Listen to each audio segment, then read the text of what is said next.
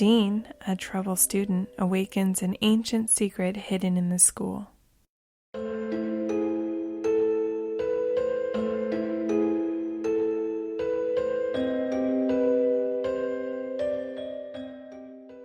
This is Ryan. And this is Ashley. And this is Ruining Our Childhood presents Are We Still Afraid of the Dark? Question mark? I like how you always say question mark. Yeah. Well, I say question more than question mark, but I realized maybe I should say mark. Mark. I like it. Anyway, hi guys. Welcome back to another great episode of Are We Still Afraid of the Dark?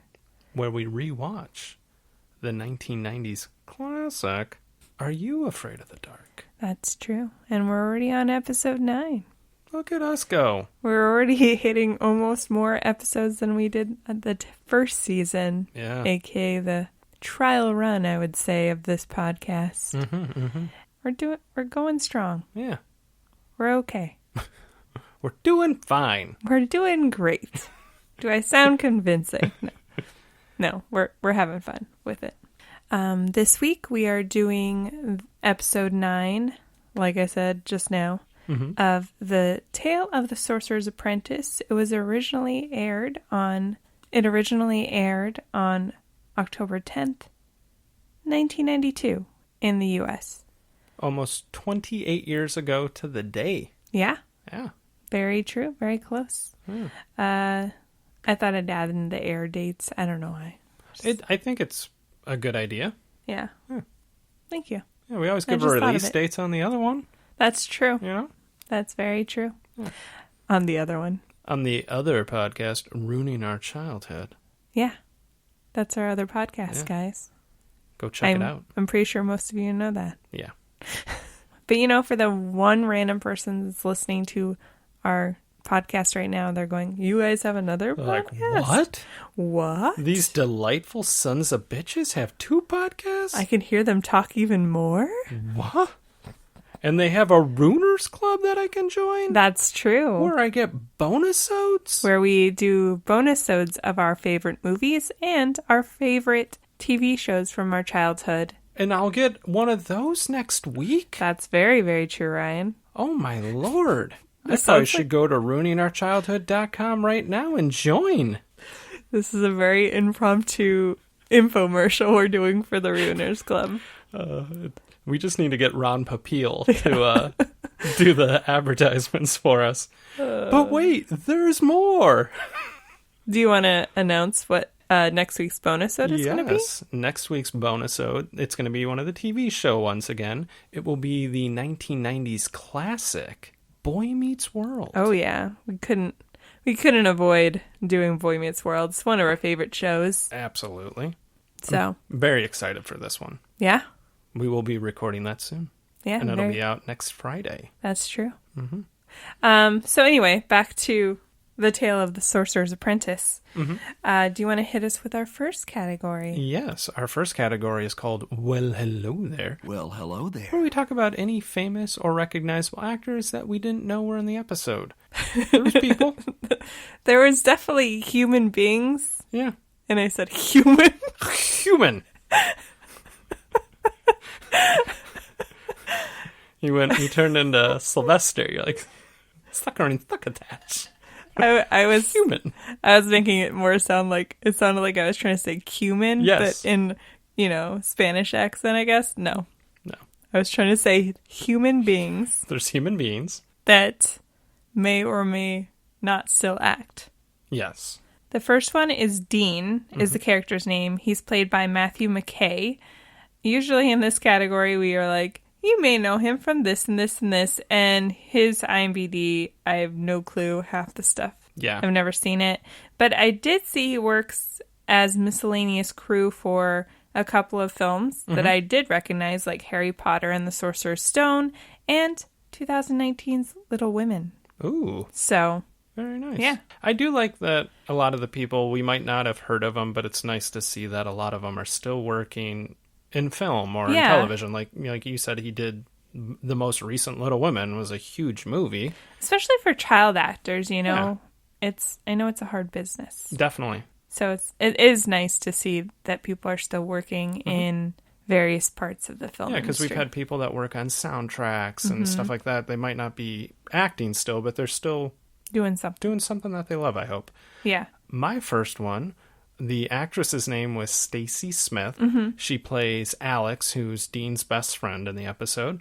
And the only other thing that was listed on her IMDb was she was in a video called Prehistoric Bimbos in Armageddon City.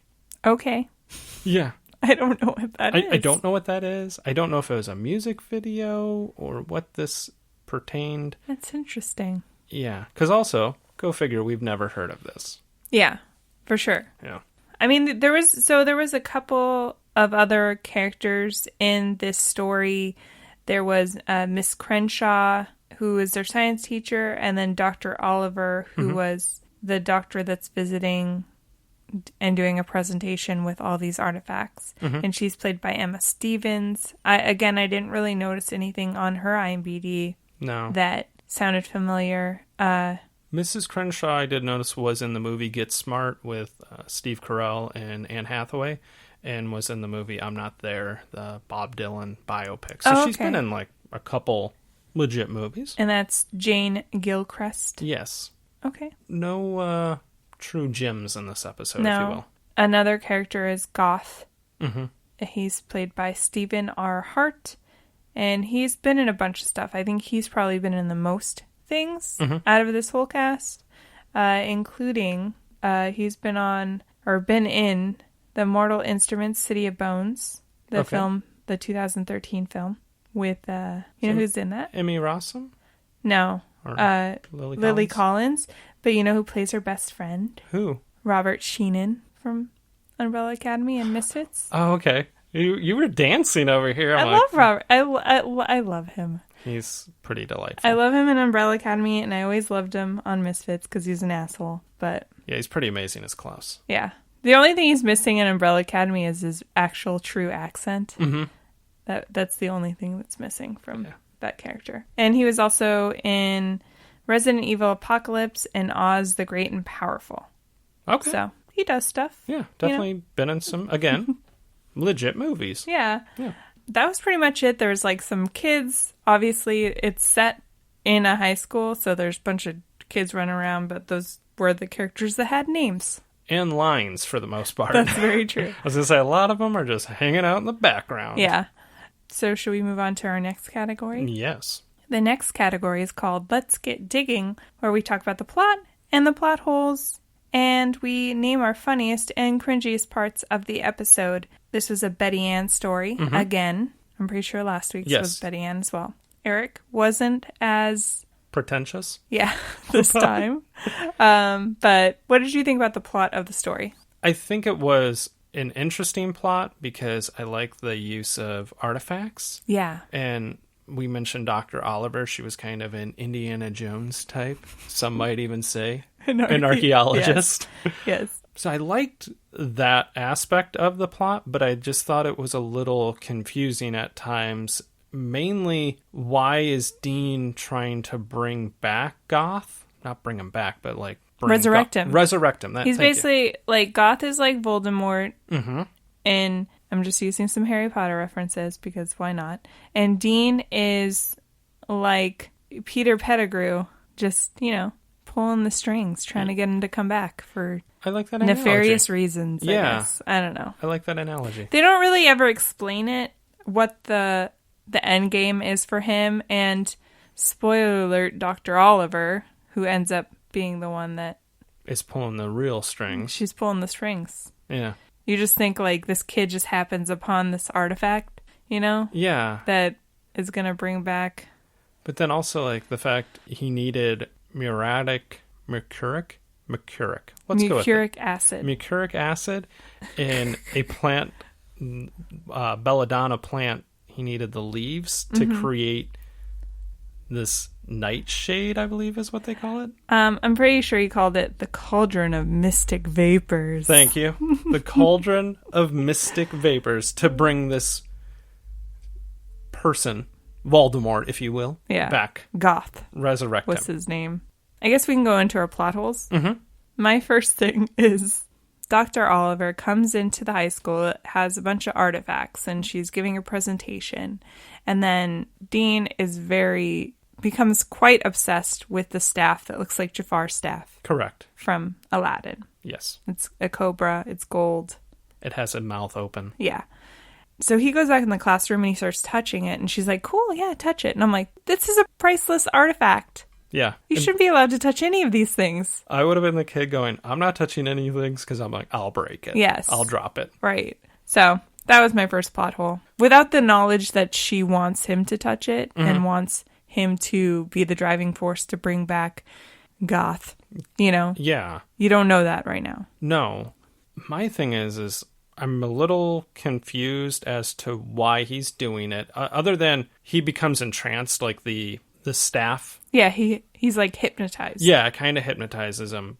But I don't understand why Goth wants to come back and what is the purpose of him wanting to be resurrected. That part they don't really explain. I think we're just supposed to assume that he's an evil villain who wants to be resurrected so he can do evil things and vague evil things. Yeah, exactly.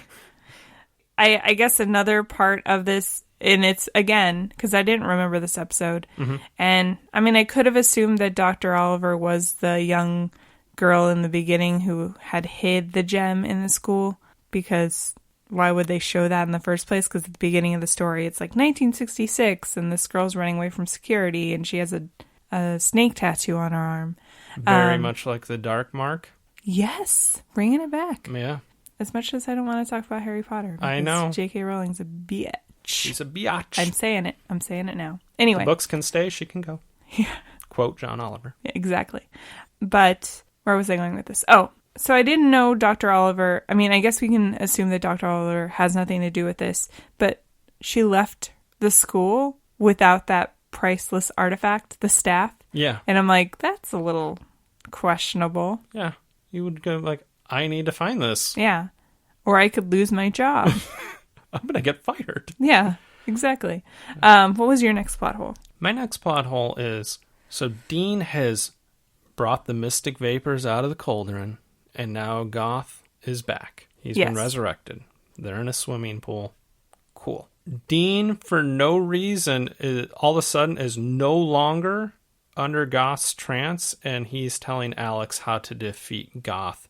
And there's no explanation given. Like, was Goth like, hey, I'm back now, I don't need you? Well, I think Alex threw something in the pool. She throws the chlorine in the pool later on, but Dean tells her to do it. He's like, he all of a sudden is like, get the chlorine, pour the chlorine in to defeat him. I'm like, I remember that part, but I think before he breaks his trance, she does throw something in the pool and it like distracts and it breaks it. But I agree, like there wasn't like a moment where he kind of awakens. Yeah. I don't know if that has to do with the actor's performance or if they should have had like a noise or something to signify like he is no longer under Goth's control. Yeah, all of a sudden he's just like, nah, brah, I'm out. Yeah. What's going on? How did we get to this point? But I think she threw the orb in the pool, or I don't know what it was. She threw something in the pool. It wasn't the chlorine. It was like something small. Okay. And it like distracted Goth or something. Because they had to put an orb into the mouth of the staff. Yes. The Cobra staff. So that's for some reason. Yeah, exactly.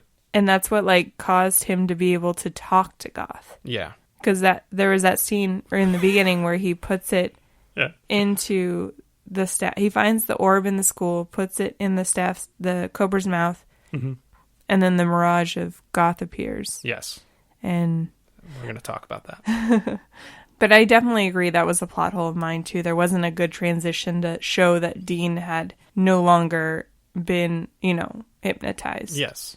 And then at the end, so like you mentioned, Alex pours chlorine into the pool. It causes Goth to like melt and he's not completely transformed back into human or whatever he is. And they're like, okay, cool. And they just leave. Yeah. They leave the staff there. Good point. And they're just like, and then all the other kids that have awakened from the spell too are just like, okay, we're out. We're out. And at first I was like, is nobody going to grab that staff That staff that can lead to an evil person coming back into the world? No? No, Cool. all Okay, we bye. gotta do is go put the orb back in its mouth, and guess what? We're back where we were, people. But then Dr. Oliver shows up out of nowhere to grab it, and she's like, we have more gems hidden around in schools. And I'm like, why? Yeah. Why can't you just do this? Why does it have to be a children? Excellent point. Why does it have to be a children? Why does it have to be a children? Why don't you do it yourself? Yeah. Maybe it has to be somebody under 18. I don't know. They don't explain. It's like Hocus Pocus style. Yeah. It's got to be lit by a virgin. Maybe. Mm-hmm. I don't know. Maybe I missed it. Maybe I'm just horrible at listening. Did you have anything else? I did not. I think we talked about all of mine. Okay. In one way or another. What was your funniest part of the episode? My funniest part was you talked about when Dean first kind of resurrects Goth, and Goth tells him, like, you have to prepare the cauldron, blah, blah, blah. And Alex had followed Dean to this, so she's watching this happen. Right. And she starts to back up, and she kind of stumbles and makes a noise. Right. So Goth turns his head weirdly, and he just makes this face like, eee. He turns his head like Michael Keaton turns his head in the Batman costume in the first Batman. Like, not very good. He's got to turn his whole body. Like, he's like, I'm just a mirage, so I don't have 3D vision right now. But it was also the face he made. He's just like, eh? Yeah, that was great. It got me chuckling. Mine was another head turn. Oh. It was right after that part. Mm-hmm. Alex is running away.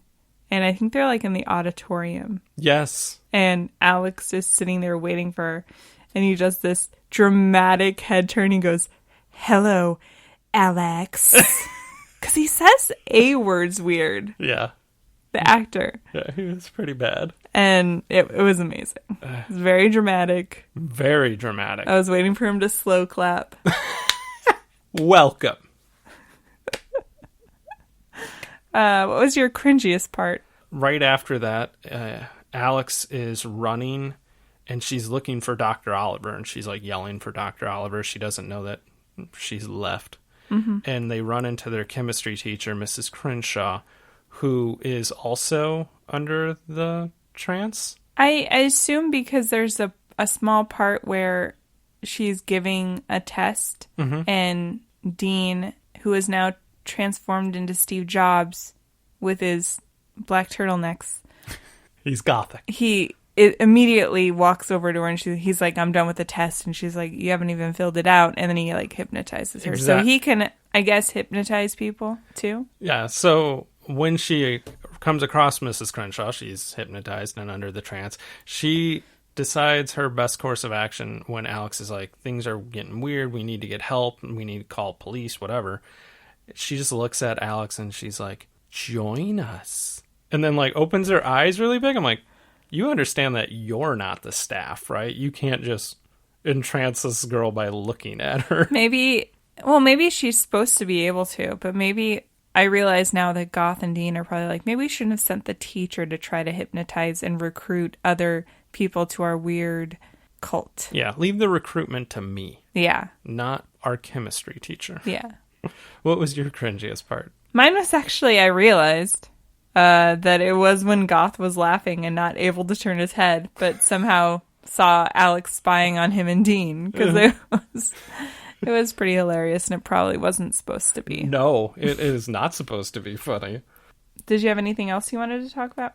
It wasn't so much a cringy moment as I thought it was a very interesting directing choice. Mm-hmm. And it's when they're down in the pool resurrecting Goth. The cameras are all like at a 35-degree angle. They're turned for no reason. Yeah. Which I thought was pointless. I think it was to like signify like things are happening. Yeah, but I was just things are going crazy. It made me a little nauseous. Yeah. No, I agree. Yeah. I did like how at the very end of the story, like you mentioned, Alex used chlorine, but the way like Dean told her about it, it was very like a science moment. Like, I'm like, are we watching like this is like a science film that they showed in high school? Like, you know, science for the win. Like, The only reason they defeated the villain is they knew science. They paid attention in chemistry class and they knew chlorine would take care of it. Which doesn't make sense because in the beginning of the episode, Dean is not a good student. No. And he's not good at chemistry. He was terrible. So the fact that he was the one that was able to use chemistry to defeat this guy doesn't add up. I would say a plot hole that I just thought of right now. Yeah, because he was quite terrible at chemistry. And then maybe it's like that Bart Simpson moment where you study really hard and you don't do good on a test, or some might even say don't do well on a test. But you actually are retaining it. You use the knowledge in the real world. Yes. That's true. Yeah. You want to move on? Yeah. Our next category is woo woo. Red flag alert. What were the signs that these kids are about to be statistics in a ghost story? I didn't have like tons of red flags because I think this story was a little different in the sense that things just started happening right away. Mm-hmm. As far as Dean goes, the minute he saw the cobra staff and like the glowing eyes, he should have been like, nah, I'm going to back up this. There's something wrong with this situation. Mm-hmm. But obviously he was like enamored with it the minute he saw it, so yeah, it was kind of unavoidable, I guess. How about you? For me, it was the fact that these goth kids just start pushing barrels down a hall to the swimming pool that have skulls and crossbones on it. Yeah, apparently that's how mercuric acid comes. Yeah, it's just in a barrel with skulls and crossbones on it. That's true, and they deliver large quantities to schools. Yes. Not like a little bit for the chemistry class. We're talking like industrial size. Yeah. And then I guess the only other one was like, don't follow your weird friend into the school basement, Alex. After you saw him steal a little bottle of acid. Yes. Maybe I'm not going to go down there. I'll call somebody from the school. Yeah. Have them go down there. Yeah. Oh, he's going into a room that had a padlock on it? That's not weird. I'm going to sit this one out, guys. Hard no. Did you have any other ones? No, that was it. Okay, pretty quick one. Mm-hmm. The next category is called When Was This Made Again? A Reminder of Everything 90s, where we talk about fashion and any technology. There was some good fashion. There was. My favorite was Dr. Oliver rocking an olive-colored blazer and jacket, and more importantly, one earring. That's weird. Rocking it. That's how you should have known she was the villain from the start. She's got one earring. Or did the actress just like drop her earring and they're like, keep rolling. Just keep rolling. Keep it. Roll the film. The first time we see Alex, she's wearing some sort of denim and floral like quilted shirt. There's just patches of denim, patches of floral, and they're all like all mismatch and just amazing. It's a good look in any decade. Really, it is. I did like how when Dean has made this transition, like he was kind of a little bit of a nerd, and then, like you said, he had to switch to the Steve Jobs with a leather jacket look. Yeah, he did. It's like the first scene he changed, he was just rocking the turtleneck, and then the second scene, when he's stealing the acid from the supply closet, he's wearing a leather jacket, and then all of his little cronies are wearing turtlenecks. Everybody's wearing black. Yeah. So the goth followers are goth kids. What a weird thing to have happen. Yeah. Who would have saw that coming? I just liked every time they're like, goth is coming back. And I'm like, is it? They're going to go to Hot Topic when this is over? Okay, cool. Did you have any dated references or offensive jokes? It's not really even a dated reference, but we kind of mentioned it. It was like this scepter or staff was Jafar's. Yes. But a much crappier version of it. Yeah, it was not great. It was just the Cobra's hood was super long. Mm-hmm. That was the part I didn't like. I feel like the eyes were a little wonky too. Yeah. But maybe it's because they probably used some sort of special effects to have them glow. I don't know. Yeah, could be. What about you? Did you have any dated references? The only one that I had was at the beginning of the story, before the story starts, with the Midnight Society kids. I think it was Frank. Was it Frank? Sounds right. Has tried to convince the whole gang that there's a freshly dug grave by their campsite, or not campsite, but storytelling site. I'd call it campsite, yeah. And he's really nonchalant about it. Hey, there's a dead body over here. But he says, I bet you my Michael Jordan rookie card that there's like a maggot-covered corpse. Yeah. Yeah. And everybody is just like, ew. Yeah. Risking the Jordan rookie. He really was. Yeah. All for a prank. Mm. Frank is not good at the prank. He's not Prank Sinatra, if you will. Shout out to Winnie the Bishop. Did you have any technology? I did not. Me either. There wasn't anything. Yeah. It was very technology free. Yeah. Which is fine. For a good story. It helps not date things as much. Right. Yeah. I will say I did like the setting inside the school and like on a boiler room. That part I liked. It was a little dark. Mm-hmm. It wasn't bad. Yeah. I agree. Yeah. Do you want to move on to our awards? Yes.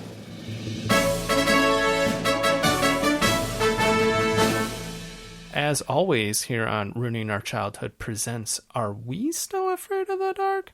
We give out 2 awards every week, the first of which is the Kel Mitchell Award for Exceptional Overacting. Whom did you give your award to? I had to give it to Dean, Okay. Matthew McKay. And like I mentioned a little earlier, the way he said Alex and acid, because he said acid a couple times. Yeah, it was weird. And he was kind of over the top when he was hypnotized.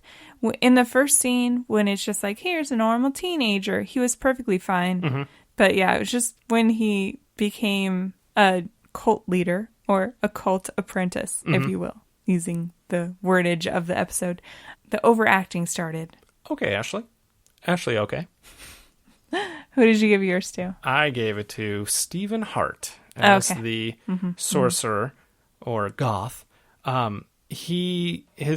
We talked about when he did his weird head turn, a la Michael Keaton and Batman, but also when Dean does resurrect him, he does this weird gargling.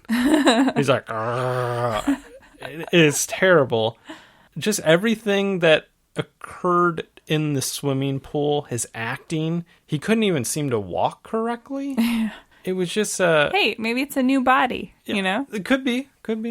I realize you bring up so many, like, he reminds me so much of Voldemort. Yeah. When he gets brought back and he's just like, so, yeah, he was not good. Apparently, coming back from the dead, it's a lengthy process. It's a bit taxing. Do you want to move on? Yes. The next award is the Kenan Thompson Award for just doing the best under the circumstances. Who did you give yours to? I gave mine to Dean. I thought he was, there's not a lot to choose from. That's true. So I thought Goth was terrible, and you brought up Dean was okay at the beginning, but I liked when Dean was in the pool resurrecting Goth, and he went into this kind of creepy voice, and he's just like, "Rise, mighty Goth." That part I was like, okay, you were terrible in the middle, but you started good, and you're ending good. Okay. So I went that route, but also I did not blame you when you're like, some of it was a little overacting. Yeah, I just couldn't get over the way you said Alex. Yeah, when he's in the auditorium, yeah, it's delightful. It is. Yeah. I gave mine to Stacey Smith, who played Alex with an I. Alex. I guess she is the hero of the story. Mm-hmm. And she had a decent scared face, which I think, again, should be a factor in these episodes, because if you can't scream or you can't look scared, then what are you even doing in this episode, right? Agreed. And I thought she didn't want to give up on her friend as a character. She followed him to lots of creepy different locations. Mm-hmm. Mm-hmm. And, was there for her friend because he doesn't have a lot of friends. I was going to say, I'm pretty sure she's like his only friend. Yeah, so. Yeah. He doesn't have a lot going for himself. She didn't allow her friend to join a cult. Yeah. She encouraged him to call his dad. Yeah. She did not. No, she was just like, I'll do it myself. Yeah. Do you want to move on to our final thoughts? Mm-hmm. Do you think this episode deserves a Betty Ann thumbs up or a reluctant Eric? I will say this. When we watched the episode, this was a terrible episode, I'm giving it an Eric thumbs up. But having sat here and talked with you about it, I enjoyed it more reminiscing about it. But I'm still giving it an Eric reluctant thumbs up. I thought the story was hard to follow at times, but I did like the setting. Some of the acting was a little rough. It wasn't for me, dog. I agree. I also give it an Eric reluctant thumbs up because I felt like it was too overly complicated for a 30-minute episode, Yeah. Or more like a 20-minute episode, but I think there was too much going on. Mm-hmm. And I think that's something we're going to run into in the future is that I think when they keep the story simple, it's better. Yeah. And this one was just, it left me with a lot of questions like, who is Goth? And then Dr. Oliver mentions that she's left a lot of gems throughout different high schools. And I'm like, but why? Yeah. I want to know what the reasoning there. So they had an opportunity to kind of teach us a little bit about this Goth character because she gives a presentation and she has the artifacts and she doesn't explain it like give us some exposition. Yeah, give us that backstory. Just take a couple minutes and explain who this person was and why this person would maybe want to come back. Yeah. But she didn't. That's true. Yeah. Or did she? We're going to rewatch it and be like, oh my God, it all makes sense. No, I'm trying to remember the scene where she's talking and she's presenting and she talks about the staff, but I feel like it wasn't very memorable, whatever she was talking about, so. No, exactly. If it was, we would have remembered it. Right. So. Yeah. We both gave it an Eric. Yeah. Reluctant thumbs up. It was okay. It was pretty okay. Not a Betty Ann from a Betty Ann story. Right? Yeah. So thanks for listening, guys. As always, we just ask if you have a moment, if you could review us on Apple Podcasts, that would be amazing. It helps us out. And rate us even. Mm-hmm. Even if you want to give us 3 stars. Because we're just okay, like this episode. That's fine. We're pretty mediocre. Yeah, that's all I have. Thanks for listening, guys. Have a great week. Okay? Okay. Bye. Bye.